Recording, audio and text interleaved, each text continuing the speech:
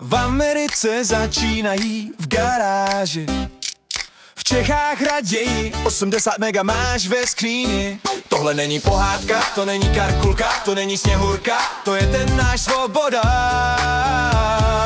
Tatínkovi úspory to je 80 mega, no nekecej. Tatínkovi úspory ty se máš, toho je tolik, že to jen tak nerozvrcáš. Já to jen tak nerozvrcám. Tatínkovi to jen pohlídám. My jsme rodina šikovná, bez a pusíte z Megamaga se nám balí doma. Kdo tomu nevěří, ať si to klidně prověří.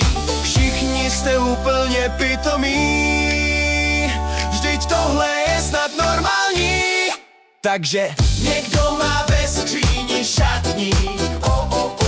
V rodině Svobodu se ve skříni nachází velký balík.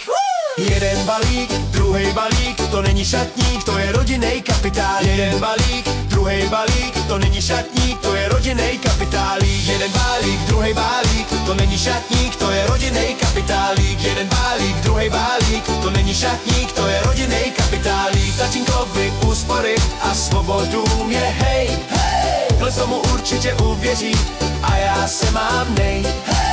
Tatínkovi úspory a Svobodu mě hej, dle tomu určitě uvěří, já jsem přece nej. Tohle není pohádka, to není karkulka, to není Sněhurka, to je ten náš Svoboda. Jeden balík, druhý balík, to není šatník, to je rodinný kapitál. Jeden balík, druhý balík, to není šatník, to je rodinný kapitálík. Tatínkovi úspory a Svobodu mě hej, dle tomu určitě uvěří a já se mám nej.